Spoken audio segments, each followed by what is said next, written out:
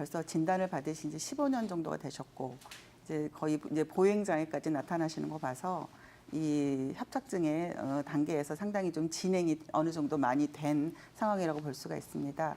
처음에 이제 협착증이 나타나면 뭐 허리가 조금씩 아프고 허리가 아프지만 앞으로 숙여서 이 척추관을 조금 넓혀주는 동작을 취하면 조금 편해지는 그런 초기 척추 질환이 좀 진행이 되다 보면 그 다음에는 이제 다리가 저리고 다리가 아프고 그런 이제 초기 증상이 나타나고 그 다음에 이 환자분처럼 조금만 예전에는 뭐 한 블럭씩 걸을 수 있던 거를 자꾸 중간에 두세 번씩 쉬어야 되고 그다음에 하다 보니까 자꾸 이렇게 벽을 잡고 엎드리거나 뭐 앉아서 쉬면은 조금 걸을 수 있으니까 다시 일어나서 걸을 수 있고 이런 증상이 이렇게 단계별로 진행이 되는데 이 변화는 사실 퇴행성 변화예요. 퇴행성 변화라는 거는 몸이 퇴화가 되면서 나타나는 증상이기 때문에 약간 조기에 이거를 발견할 수가 있어서 이거를 관리를 하게 되면 이미 나타난 증상을 많이 이렇게 뭐 개선시킬 수는 없지만 빠른 진행은 막을 수가 있거든요. 근데 이 환자분 같은 경우는 어느 정도 진행이 돼서 지금 시점에서는 그냥 보존 관리를 조금 더 적극적으로 하셔야 되는데 물론 앞에서 이제 원장님들이 뭐 수술 요법도 설명을 해주셨는데 사실 수술을 뭐 실시할 정도는 하지 마비감이 심하다거나 아니면 대소변 장애까지 있는 경우 그런 뭐 약간 척수신경 장애까지 있을 경우에 수술을 뭐 좀 생각을 해보셔야 되고 이 정도 같은 경우는 비수술 요법으로 조금 보존 요법을 하셔야 되는데 양방에서는 이런 경우에 무슨 진통제나 진통소염제나 아니면 근육 이완제를 투여를 하고 뭐 또 자꾸 뭐 시술이나 수술을 권하시는데 한방에서는 여러 가지 방법으로 사실 접근할 수가 있거든요. 그래서 첫 번째 이제 가장 간단한 침 치료로서 침은 이제 그 부위에 직접 자극을 주면 그쪽으로 기혈순환이 되게 되겠죠. 그러면 그 주변을 둘러싸고 있는 근육이나 인대에 충분한 기혈 공급이 되면서 조금 근육이나 인대가 강화가 되는 효과, 그다음에 앞에서 설명하셨던 봉침이나 약침도 마찬가지로 부종이나 염증은 가라앉혀주고 그다음에 약해진 근육이나 인대를 조금 강화할 수 있는 봉침이나 약침 치료도 충분히 효과가 있고요. 그다음에 앞에서 설명하신 추나요법 굉장히 좋은데 일단 허리가 아프고 조금 불편하시면 비전문가한테 가서 마사지를 받는다거나 막 이렇게 좀 불필요한 물리적 자극을 가하면 오히려 퇴행성 변화에 있어서는 그게 더 악효과를 일으킬 수 있으니까 충분히 추나요법에 대해서 전문가한테 가셔서 이 추나요법은 보통 추나요법과 다르게 압력을 세게 가해서 뭐 이런 추나요법은 맞지가 않고 이완 추나요법이라 그래서 근육과 인대를 부드럽게 천천히 거기에 대해서 전문가가 이완 추나요법을 하셔야 돼요. 그래서 이 추나요법을 조심스럽게 전문가한테 접근을 하셔야 되고 그다음에 아까 앞에서 한약요법 설명을 하셨는데 물론 염증을 가라앉히고 부종을 가라앉히는 그런 한약도 물론 중요하고 그다음에 늘 말하는 근육이나 인대를 강화할 수 있는 약간 보제가 들어간 한약을 쓰다 보면은 전체적으로 이 허리 주변을 싸고 있는 그 퇴행성 변화를 조금 막을 수가 있으니까 한약요법 좀 반드시 고려를 해보시고 어느 정도 조금 걸음을 조금 더 멀리 걸으실 수가 있고 다리 저림이 조금씩 좀 좋아지시면 그 다음에 이제 본인이 퇴행성 변화는 치료보다는 관리가 굉장히 중요하거든요.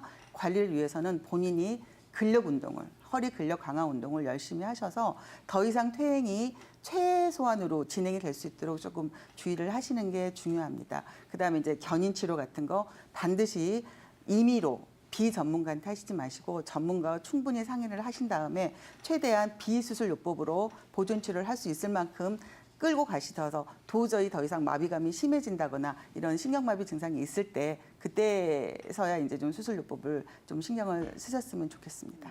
다리가 시리고 그러신 게 지금 1년 이상 되셨고 이렇게 더운 여름에까지 시리다고 하시니까 얼마나 불편하실지 좀 예상이 되는데요.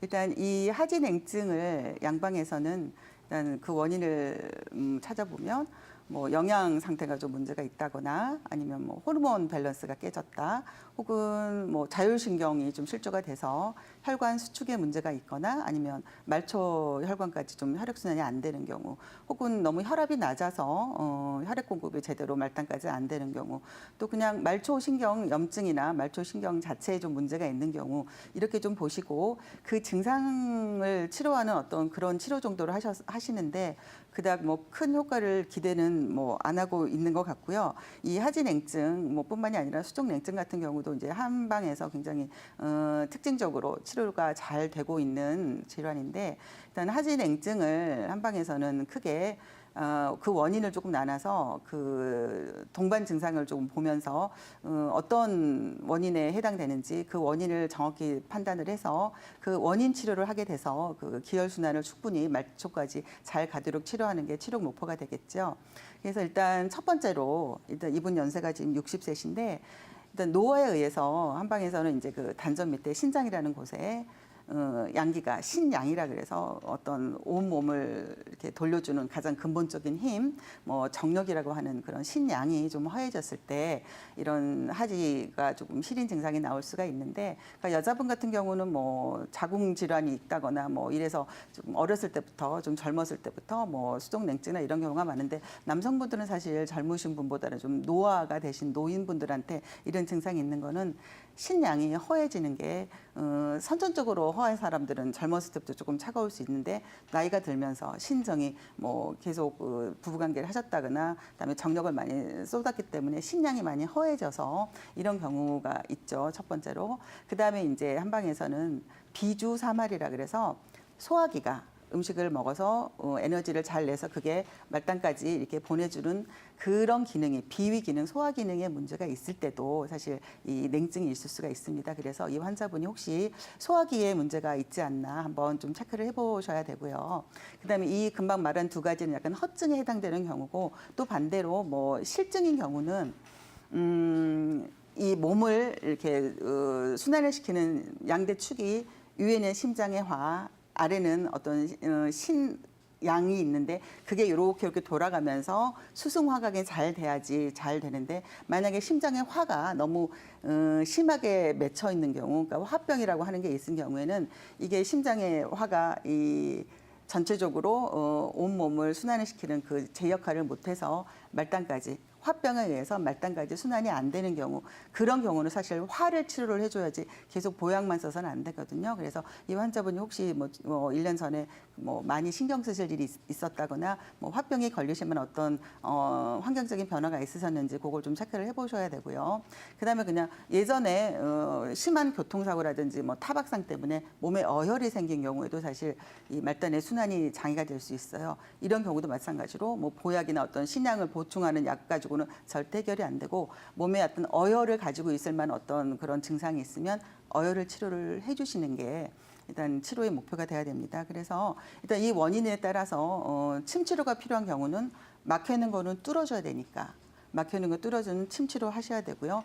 부항요법도 마찬가지로 이 등 쪽에서 쭉 따라서 순환을 시킬 만한 부항요법도 도움이 될 겁니다.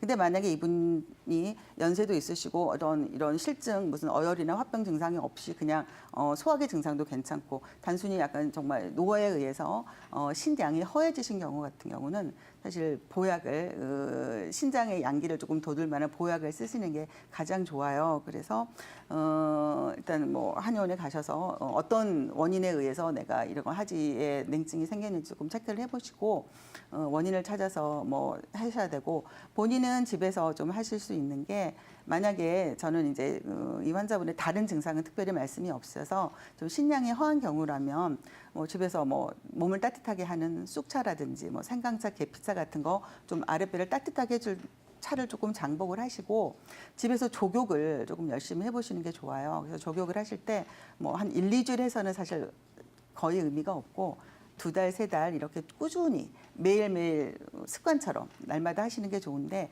뜨거운 물에 단시간 하는 것보다는 미지근하고 따뜻한 물에서 한 뭐 40분, 50분, 1시간 이상씩 천천히 오랫동안 조격을 하셔서 이렇게 좀 순환을 조금 시켜주시면 도움이 될 것 같습니다. 앞에 원장님이 말씀해 주신 거 제가 조금만 더 보충을 할게요. 예. 한의원에 가보신 적 있으신가요? 한의원은 안 가보고요. 아, 그러셨어요? 예. 그러면 일단 한의원에 가셔서 제가 볼 때는 소화기도 조금 문제가 있으시고 예. 연세도 있고 그러셔서 일단 뜸 치료를 먼저 받아보시는 게 좀 굉장히 좋으실 것 같아요. 아, 그러세요? 예, 뜸은 이제 소화기 이제 그 위 부분하고 그다음에 그 신양을 돋구는데 두 가지에 다 상당히 좀 효과가 있을 것 같으니까 예. 내일이라도 당장 가까운 한의원에 가셔서 예. 좀 뜸 치료를 장기적으로 조금 받아보시면서 집에서는 조격도 하시고 예. 그다음에 식사하고 나서 뭐 생강차나 계피차가 굉장히 속을 따뜻하게 해주고 소화에도 도움이 돼요. 예, 예. 예, 생강차나 계피차를 조금 진하게 달이셔가지고 드시는데 예. 대신에 생강차고 계피차는 조금 속을 좀 쓰리게 할 수가 있으니까 절대 공복에 드시지는 마시고요. 예, 예. 식사하시고 나서 커피를 혹시 드시면 커피 대신에 생강차, 계피차 드시고 조격하시고 그다음에 한의원에 가셔서 뜸 치료 해보시면 예. 아직 한의원에 안 가보셨으니까 좀 효과가 있을 것 같습니다. 아, 예, 예.